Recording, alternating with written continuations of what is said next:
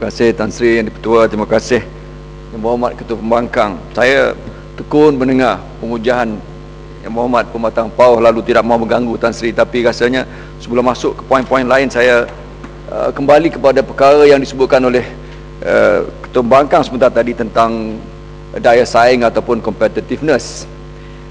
Dua perkara yang dibangkitkan oleh Yang Berhormat Pematang Pauh cukup relevan dalam kita menegaskan kepentingan perkara itu, Tan Sri Yang di-Pertua. Pertama tadi disebutkan tentang broadband penetration dan juga keduanya tentang crime. Saya membaca dan ingin mendapat pengulasan daripada Yang Berhormat Pematang Pauh. Malaysian Australian Business Council, tidak kurang daripada vice chairmannya sendiri,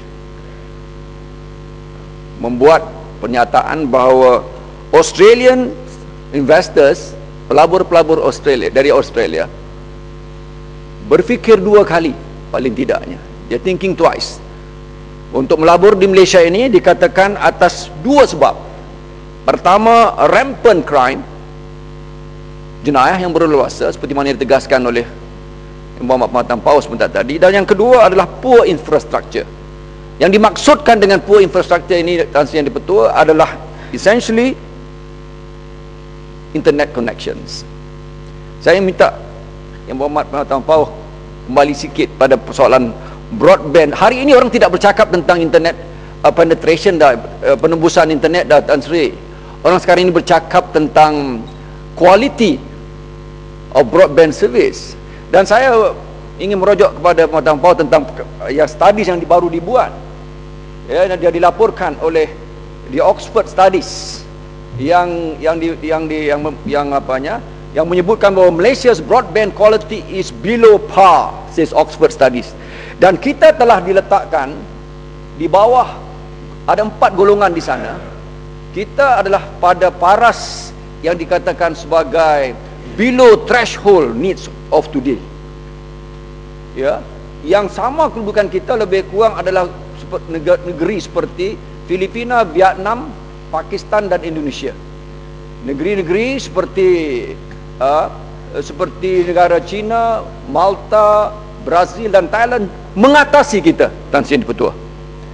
Jadi persoalan competitiveness, kalau Yang Berhormat Perdana Menteri dan juga Menteri Kewangan baru bercakap tentang perkara ini, dua perkara yang dibangkitkan oleh Yang Berhormat Pematang Pauh tadi adalah cukup penting.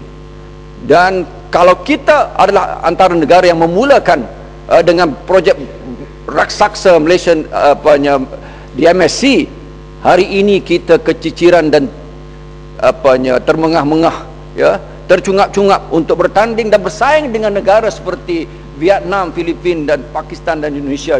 Ya, mengatasi mereka sedikit tapi jauh ketinggalan daripada negara seperti China, Brazil dan Thailand.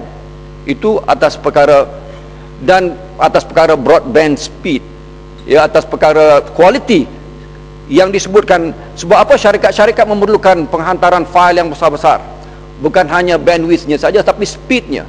Saya membaca daripada laporan ini, kita bukan sampai kepada tidak sampai pun 1 megabyte per second, tetapi pada hanya kilobyte per second.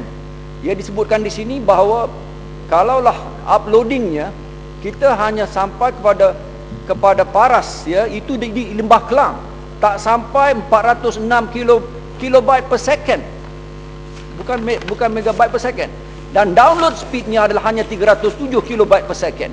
Yang kesemuanya memberikan, ya, kecurigaan dan perkara yang dipertikaikan oleh investors seperti mana yang saya sebutkan tadi, Malaysian Australian Business Council. Kedua, kata mereka adalah atas perkara yang disebutkan oleh Pematang Pauh, Yang Berhormat Pematang Pauh tadi, rampant crimes. Jadi dua perkara ni, Tan Sri, sekaligus, ya, menjejaskan competitiveness negara kita. Saya minta penjelasan daripada Yang Berhormat Pematang Pauh. Terima kasih.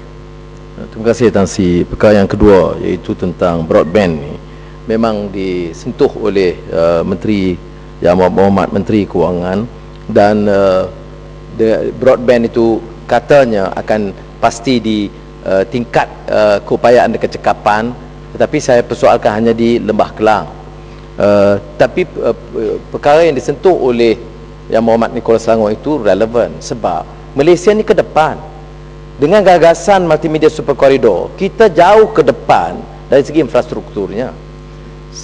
Tetapi yang menarik ialah, atau yang menjadi kelemahan kita ialah kerana kita tumpu kepada infrastruktur yang kita anggap cukup baik, rupa-rupanya infrastruktur itu juga lemah. Berbanding ratusan, bukan ratus juta, bilion ringgit untuk seluruh kompleks, berbanding dengan India. Semasa Perdana Menteri India itu Rajiv Gandhi, dia utuskan seorang dari United Technology menyediakan infrastruktur dengan dana 10 juta dolar 10 juta dolar di Bangalore.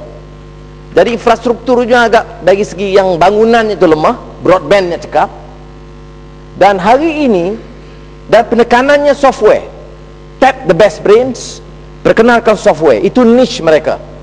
Maka kita ke depan belanja bilion ringgit, dia lambat ikut belanja 10 juta dolar.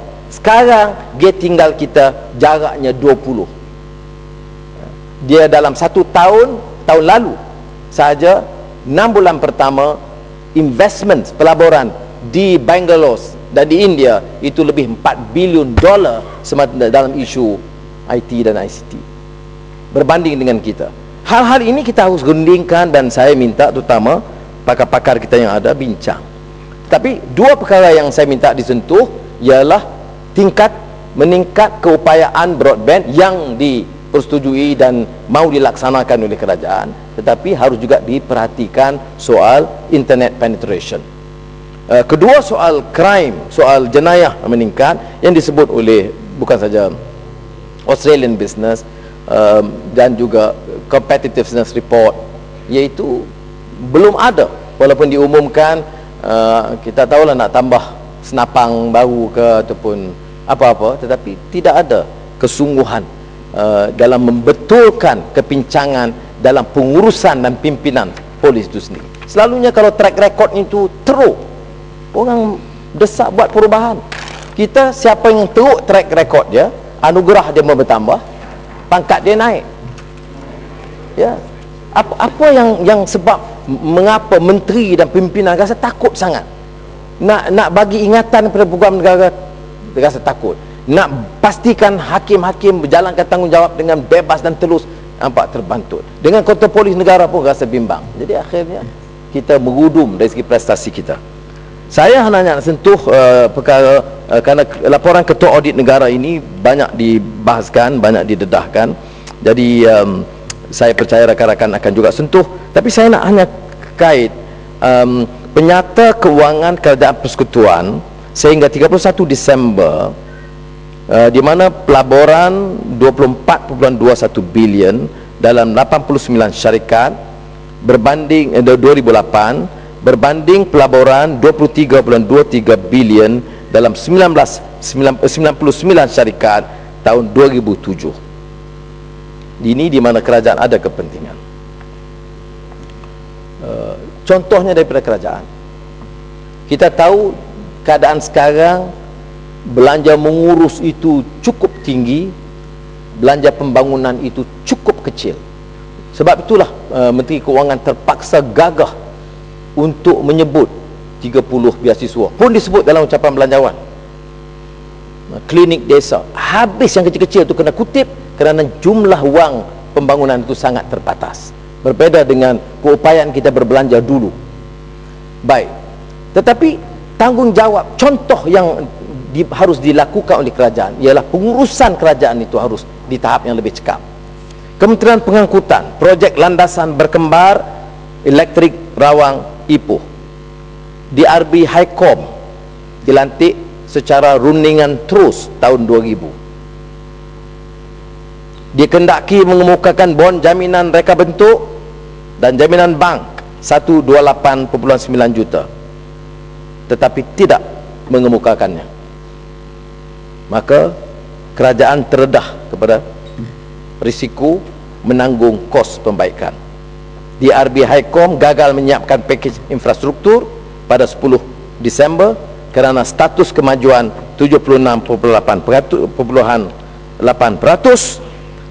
dan kontrak ditamatkan 5 Ogos 2005. Itu sebabnya maka kos itu melambung. ya.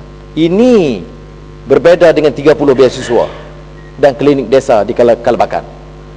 Ini belanja yang begitu tinggi kerana rundingan terus tidak lihat keupayaan, dan bila ditanya alasannya selalu kita katakan keutamaan kepada syarikat Bumi Putra, yang saya tidak pertikai sama sekali, tapi saya pertikai cara kita urus.